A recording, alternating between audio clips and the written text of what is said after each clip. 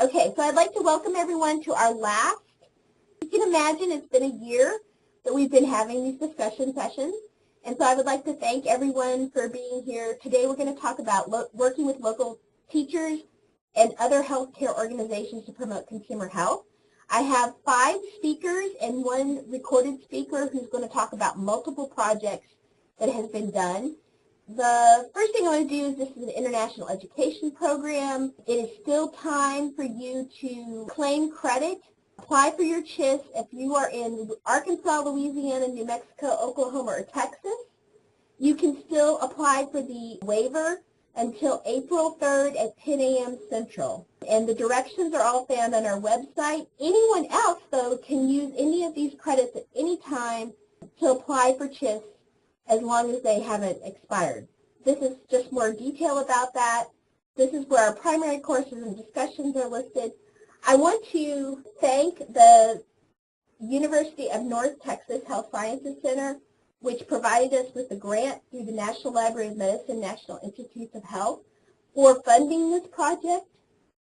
It has been very educational and very exciting and very challenging. So I would like to thank them for doing that. And even though it says Alice, the first person who's going to talk is Bethany Livingston. She is from the South Central region, and she's going to talk about grants. I just want to make sure you should be seeing a screen now that says NNLM SCR funding. Is that what everyone's seeing? Yes. Excellent. Okay, so I am the research administrator for the National Network of Libraries of Medicine South Central Region. As Julie said in her introduction, we are the office that funded this project, and we fund many projects throughout the 5-state region of Louisiana, Arkansas, Oklahoma, Texas, and New Mexico. So today I just want to give you a brief overview as you hear about all of these great projects that the panelists are going to talk to you about. I wanted to make you aware about our funding if you're in the position that you want to start looking for some external resources to help you do some health information programming. So I have a bunch of different links on this page, and I will definitely get this page to Julie for her to post on the main Go Consumer Louisiana page as well. But this gives you an overview of what our awards look like. We fund a variety of health programming and health information programming projects, and we also fund individual level professional development applications. So I just want to touch really briefly on the professional development. If you're in a situation where you do not have the funds to go to a class or a conference that you need to, please consider applying for our professional development awards. They are up pretty much all year. We accept applications on those and on a rolling basis. All of the information can be found at this first link, the SCR/funding site. So on our programmatic awards, which we consider any award that is in a programmatic outreach to fall under this category, we normally post our calls for applications every year in either December or January, and the application period normally goes through sometime in March. The chart that you see on the screen shows you what we're funding or what we plan to fund for this year. Our year starts May 1, so this is the kind of funding portfolio that we are looking to fund for our next fiscal grant year. All of our awards are open to applicants from members of the National Network of Libraries of Medicine South Central Region. It is free to join, and essentially if you are doing any level of health information at your organization, you are eligible to join. that link is on this page as well. I want to put this on here. As you can see, we have a little bit of variation on when we post information about our awards, and I always recommend that people are either on our email list or connected to us on Facebook to make sure you see as soon as the application's open so you can ask me all your good questions immediately. But on the topic of asking me questions, I am here all year long to talk about project ideas, to talk through whether your project idea would be a good fit for one of our awards, and if so, I can help you kind of work through maybe which award category to apply in. And our money is federal money, so there's some weird requirements around it. So I always encourage people to reach out to me early in the process and so that I can help answer any questions up front and troubleshoot things early before you put a whole lot of work into a project. All right, is there any questions for me?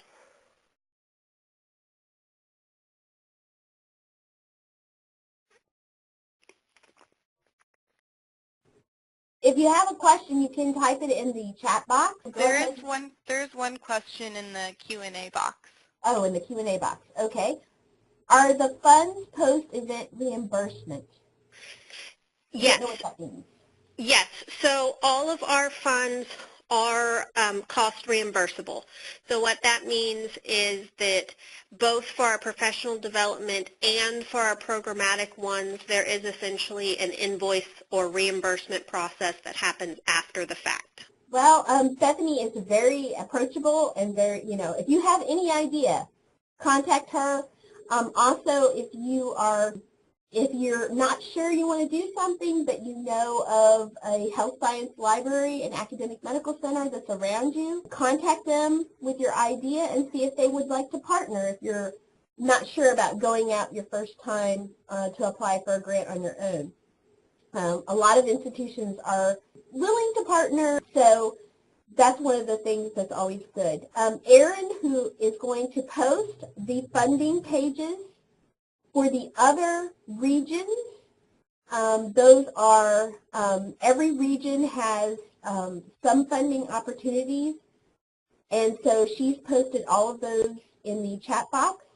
And so you can go to, if you're not from our region and you want to find out what your region has as offerings, you can go ahead and do that. All right. Next, I'd like to present Alice Jaggers.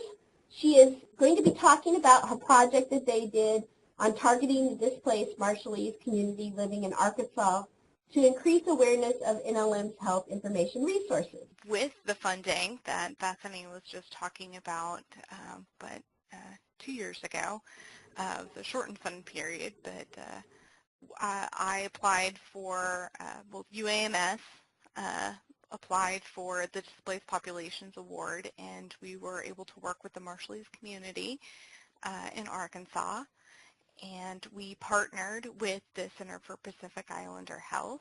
How this all happened, well, it all started when I went to I heard about the Gathering for Pacific Islander Health, which was taking place in Fayetteville, Arkansas. And I have a background in anthropology. I'm interested in learning about other perspectives, especially as it pertains to health. So I went to the conference and was very inspired by what I heard, and it was really interesting. I got to know a few people at the conference, and so as I was thinking about what to do and whether or not I would apply for any of the grants, I thought, oh, how great it would be to work with the Marshallese community. So I approached the community through the Center for Pacific Islander Health, but also through other connections with the community.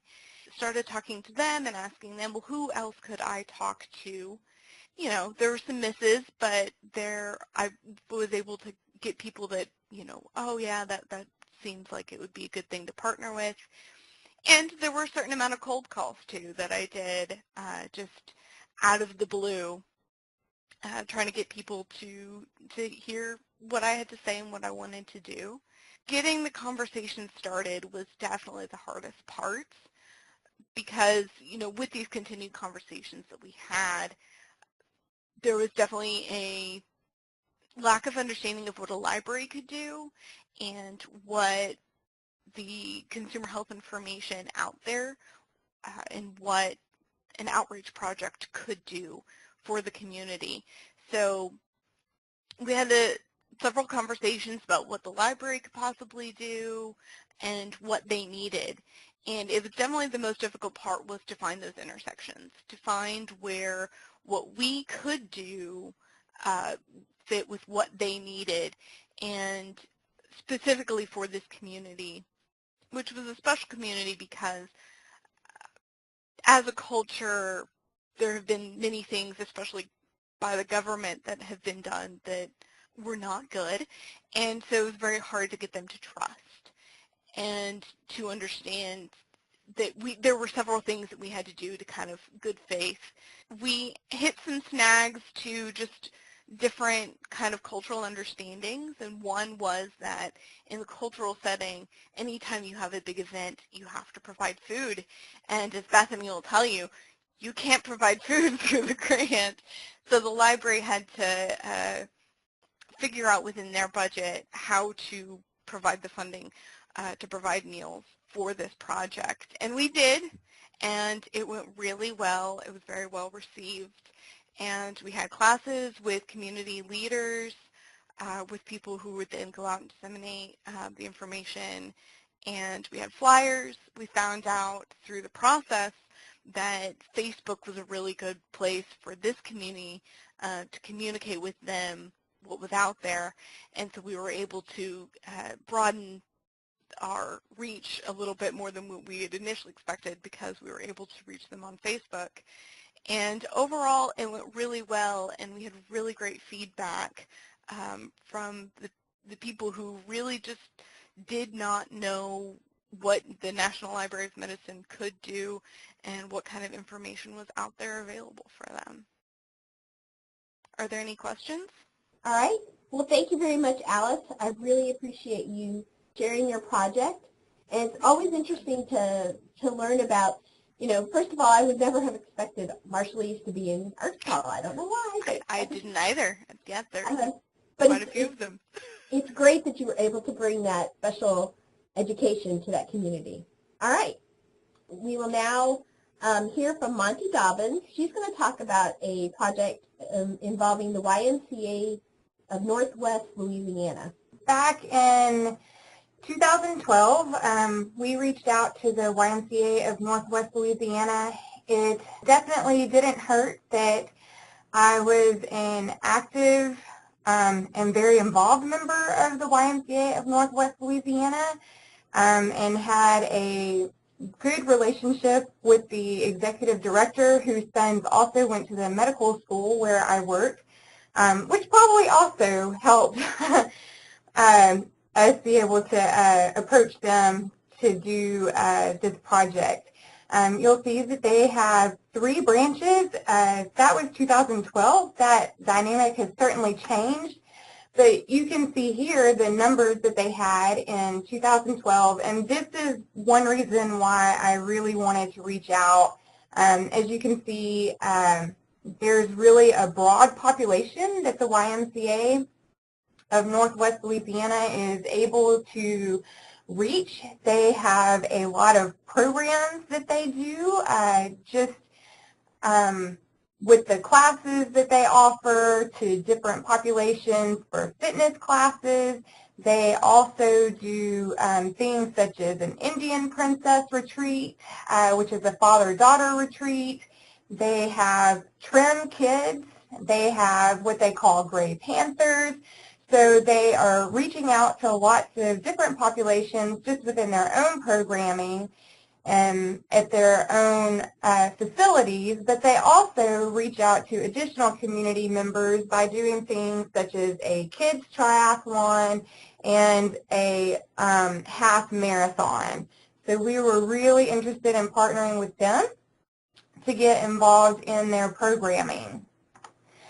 So not everything went smoothly working with the YMCA. Their administration was absolutely on board, and they had lots of enthusiasm, and they had great ideas and were really interested in us coming, but I wasn't always so sure that the staff was clued in at the different branches of the YMCA. So I would show up to teach a class, and they were like, hey, who are you and what are you doing here?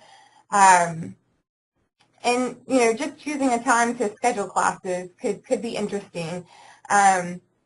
But it was fun to go and participate in these events. We had promotional items that we were able to prepare and share. So whenever we went to things such as the kids triathlon and the half marathon, we were able to put things in participants' race packets that would connect them to NNLM resources and consumer health resources that they could easily use. And we were also able to set up booths to talk with participants who might come by. So we were really grateful to have access to this award, and I'm happy to answer any questions if you have any questions for me. You can also contact Montie directly. Once again, her email will be on the slides. She'll send me that slide, and I will make sure that that gets put up with all of the other PowerPoint slides so that you'll be able to easily get to that email. I'm very excited to introduce Barbara Ballew. She is going to talk about the health information needs of parents, caregivers of children with autism spectrum disorder and needs assessment. That is one of the very specific grants that the SCR offers. Our project was a needs assessment project, and a couple of goals were to, first of all, conduct key informant interviews, and then to survey caregivers of children with autism spectrum disorder. And our proposal was funded, I think, because we did an exhaustive literature review in order to explain the need that caregivers of special needs children have for information. And I think another strength of our proposal was that in our budget we justified every expense and we related it back to the goals of the project. We did have a couple, well, this was kind of a failed project because of personal reasons. When we began the key informant interviews, and I got to the site, which was in Buffalo Gap near Abilene, Texas, out in West Texas. It's a beautiful, scenic area, but they really weren't set up. They have no buildings in which to conduct interviews. So I'm sure the SCR thought it was a wonderful opportunity to have photos that could be shared with their funders. And I did take some photos. I didn't really interact with the children at Buffalo Gap who were participating in a therapeutic writing program. And I'm sorry, I got my slides out of order. Barbara, we're not seeing your slides. Did you share your screen? Okay, just a second.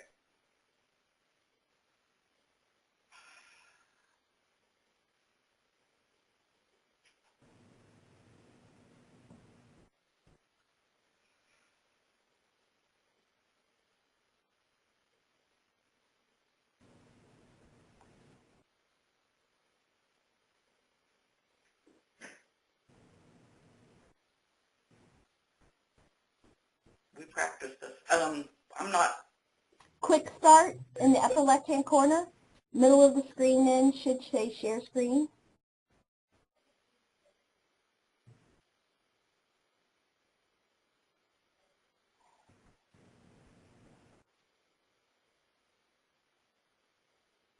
Do you see the quick start? Yes. And then it should say in the middle of that when you click on that share screen. Oh, I'm sorry. Okay. And then start your, yeah.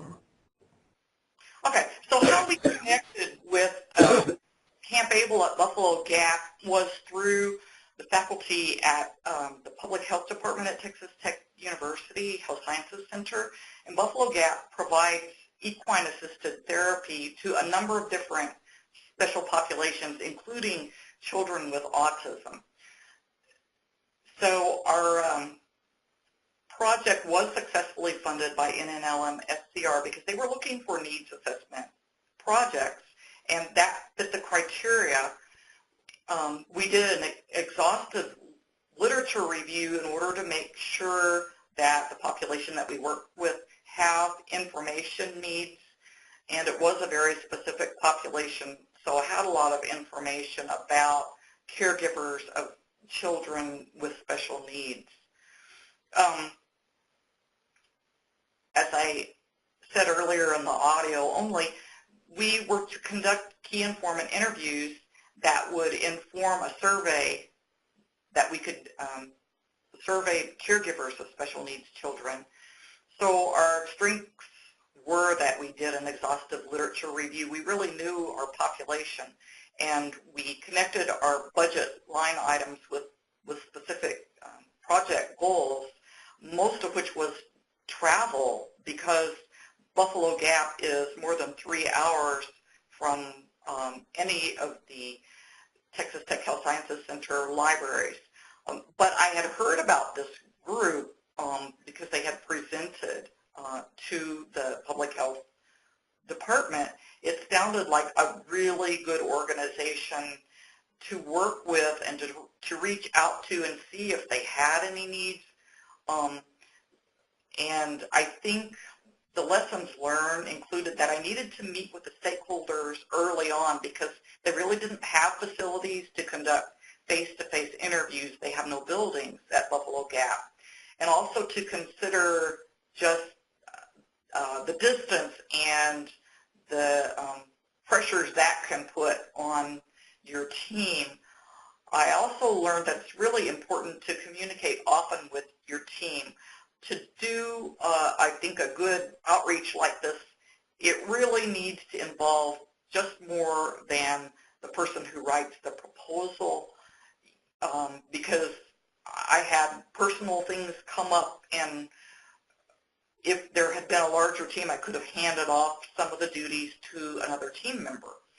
So I think another lesson learned was to expect the unexpected. So again, I have to report that this was kind of a fail. The project is temporarily on hold, and whether or not we're able to use funding from the SCR, I think it is a good idea to reach out to these caregivers and find out what their information needs are. But as far as using the budget to travel back and forth, that's really not necessary. We'll probably finish it out by just conducting phone interviews and then email our survey that we do with the actual caregivers. So I welcome any questions. I hope this is more encouraging than discouraging to you. The failure was really just on my personal part, but I really think that the SCR gave us a unique opportunity to try and do a needs assessment. So when you submitted your application for the needs assessment, did you have to define out what your survey was going to be, or did you just say that you were doing like a qualitative analysis, things that they came up when you talked with them about specific questions? I'm trying to figure out what kind of detail, because I've submitted for needs assessments before and not had them funded, and so I'm trying to figure out, one of the things that we never did was submit a full example of the survey things that we were going to ask, partly because we didn't know, and I didn't know if maybe you did that, and maybe that's one of the things that if we wanted to do something in the future, we'd have to include. I don't believe I had a copy of the survey instrument in our proposal that we developed. I did have to have that in order to work with our institutional review board for permission to go out and survey people who aren't affiliated with our organization. But I don't believe that was part of my proposal to NNLM. Okay, so maybe it's just the topics that I submitted, since you know, it's sometimes you get feedback and sometimes you don't. I think Bethany's suggestion that you talk with her about your proposed project ideas is a good one, because she may be able to offer some pointers early on before you do a lot of work. All right, this is great. This is a little different. I really wanted to include her project because a needs assessment is not something that a lot of people think about, but understanding the people that you work with can also lead to eventual more funding. And so a needs assessment may be the first step that a public library or other organization can take in order to understand what they need to provide to their community. So thank you, Barbara. I appreciate you taking the time to share your project with us. Thank you, Julia. And I agree with your comment that beginning with the needs assessment, that way you're just not blindly offering classes, but you specifically know what your population wants in the way of information. All right. The next person we're going to have talk is Gail Hannigan. She is going to talk about P's, Partners for Pods, which I love that title, engaging school libraries in points of dispensing disaster preparedness activities. Our project began with a conversation with a neighbor. My neighbor is very involved in first responder activities here in Albuquerque, and she and I had talked often about trying to do a project together. So when we saw the NNLM Disaster Preparedness Award, we decided to take that opportunity. She happened to be a representative to an organization called Albuquerque Citizen Corps, and they are a coalition of first responders here in the city. She invited me to a meeting and asked me to be on the agenda, or got me on the agenda, which was really nice. And I met with that group on a rainy, rainy night, I remember, and presented the Disaster Preparedness Award requirements.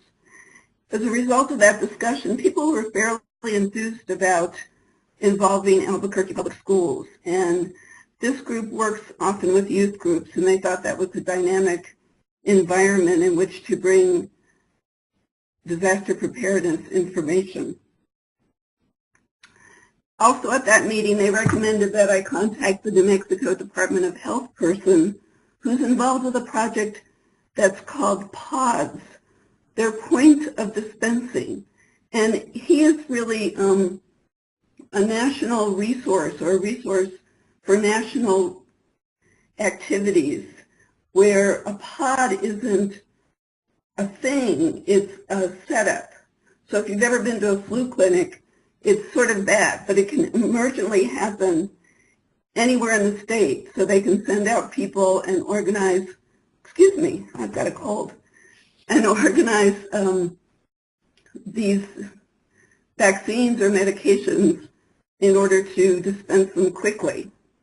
He's the one that came up with the piece for PODS, and I thought it was really clever, and he liked it that we named the project after that. So we had Albuquerque Public Schools with New Mexico Department of Health, Albuquerque Citizen Corps, and the library. Our project goals included 3 things. We were going to present workshops, and I wanted to reiterate what Barbara said about expect the unexpected. We thought we would have a workshop associated with the New Mexico Library Association meeting, but we didn't get enough registrants for that. So we had to offer a standalone workshop, which we did, and we had 12 participants. They came from all over the state, and they were very interested in being more involved in this pod activity. Excuse me again. We also developed lesson plans for middle and high school students, and that's where some of the money went. We paid 3 teachers and school librarians to develop these lesson plans, and the plans were organized around disaster information resources, but they were also based on critical assessment skills, and that's what we pitched to the schools. And then we also distributed a disaster preparedness toolkit.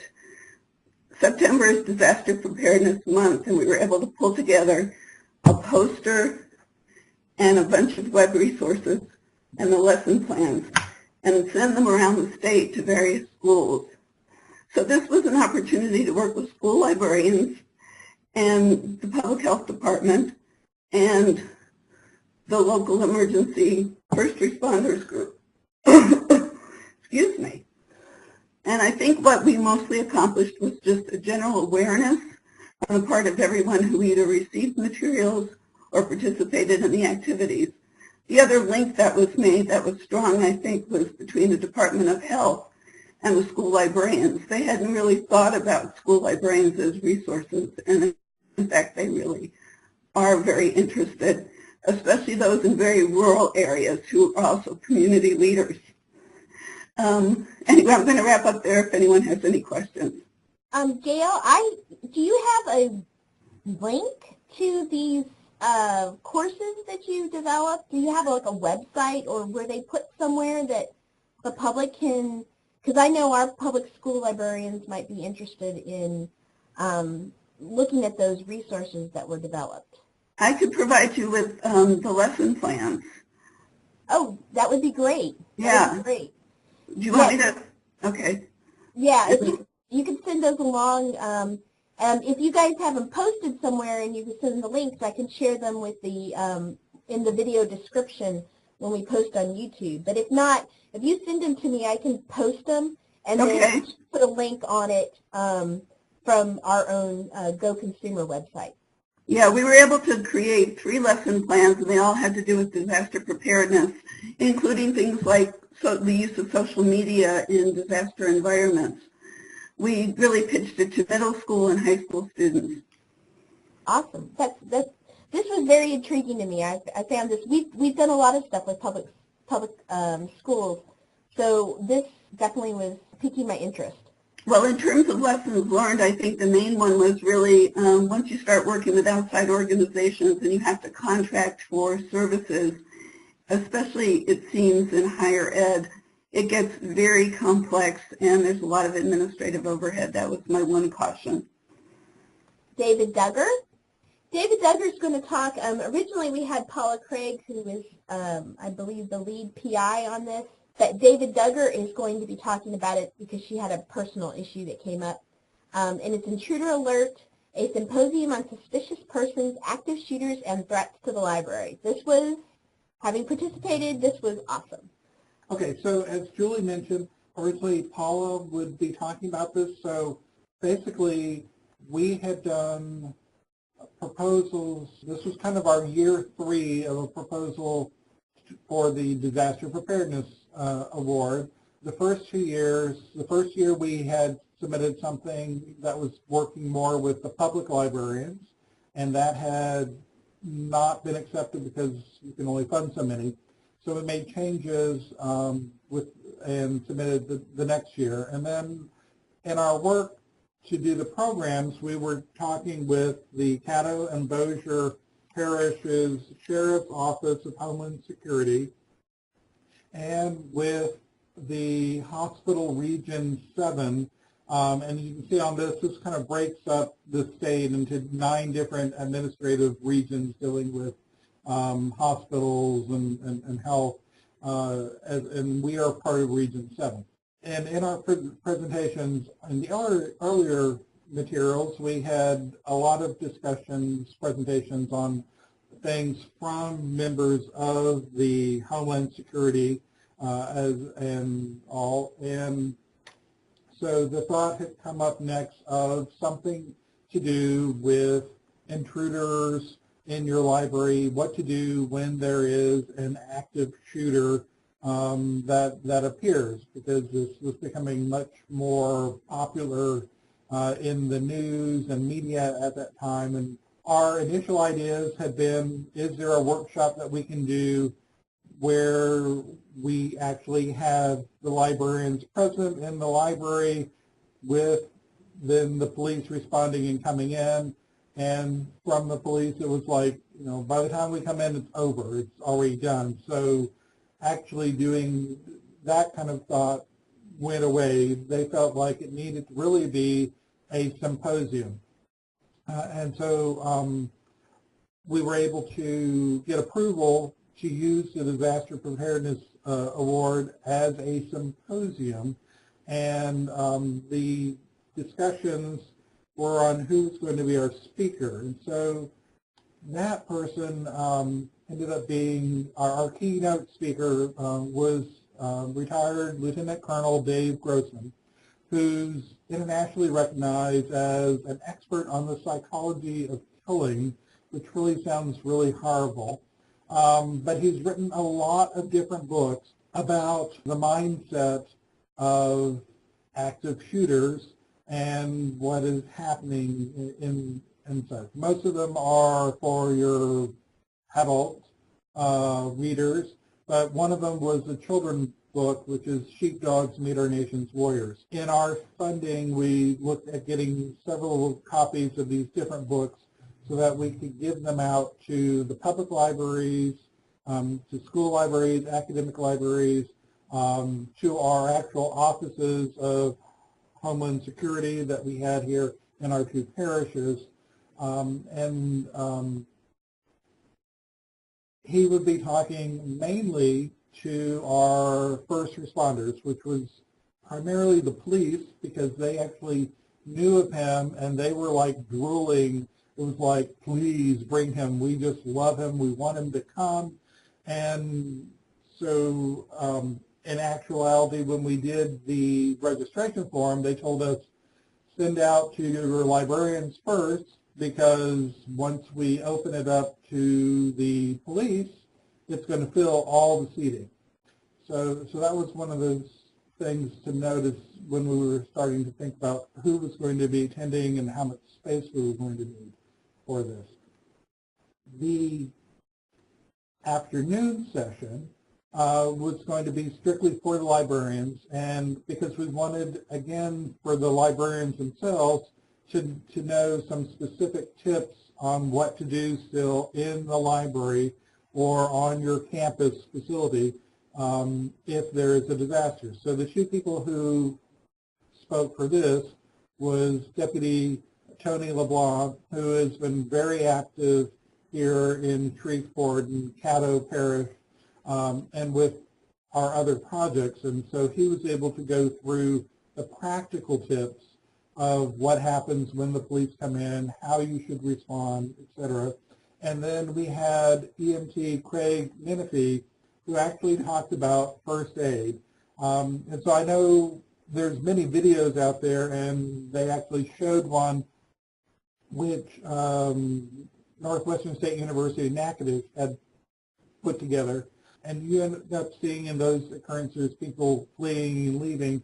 But what do you do with the people who are injured? And so Craig actually talked about treatment when it's safe and some of the different materials that can be used for that.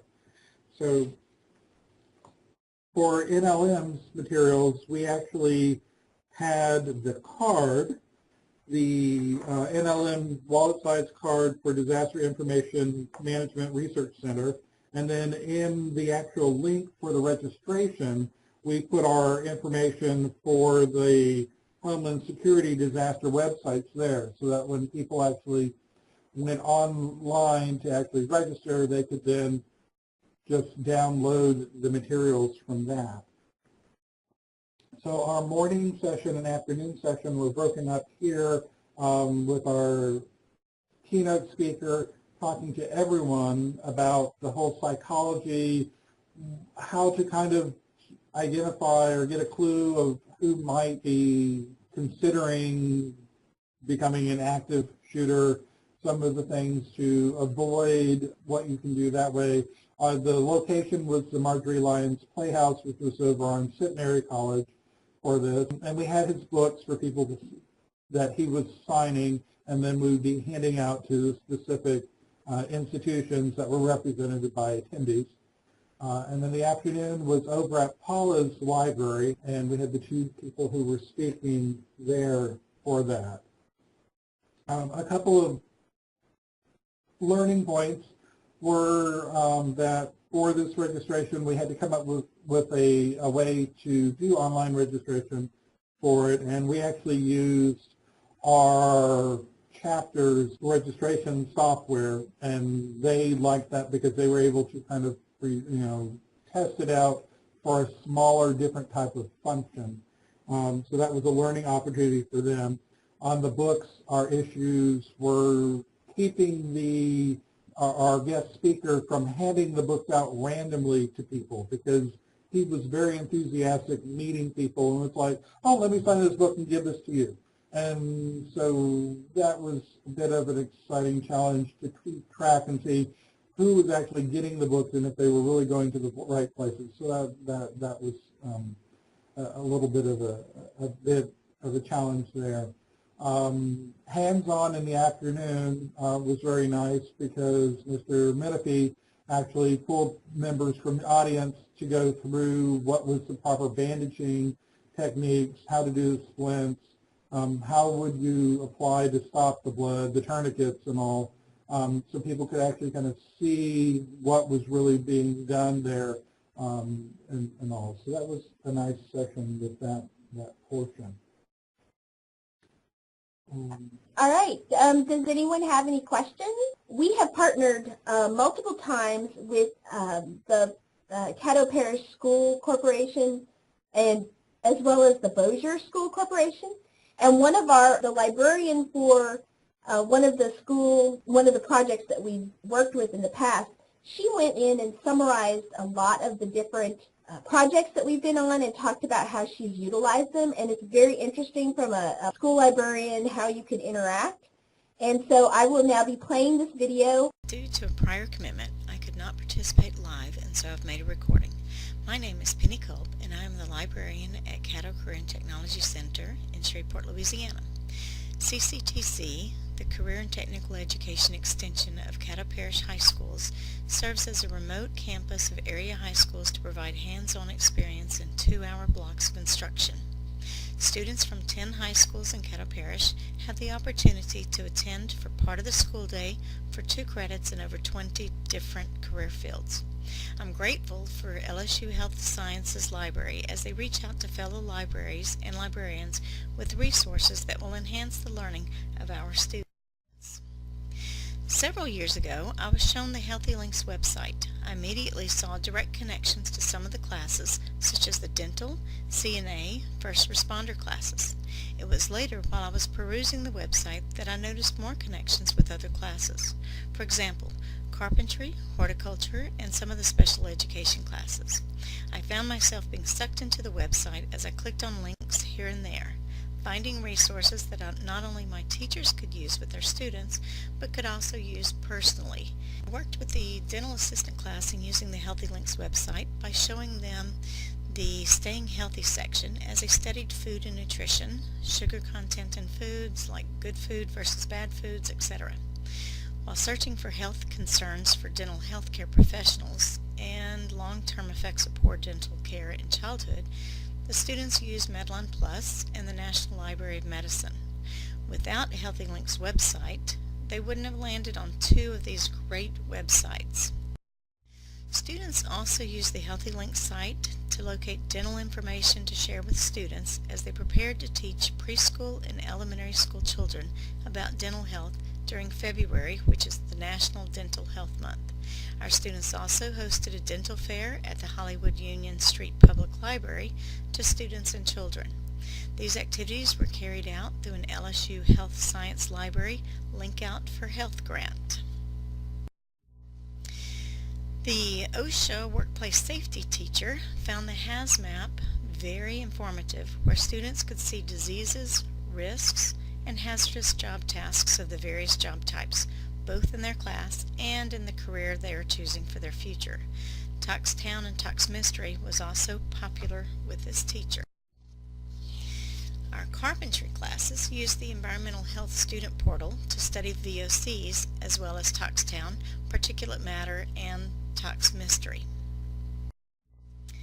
Culinary Arts Department found the nutrition links to be helpful resources as students study nutrition, healthy eating, and of course recipes. There were several projects where the certified nursing students used the Healthy Links website.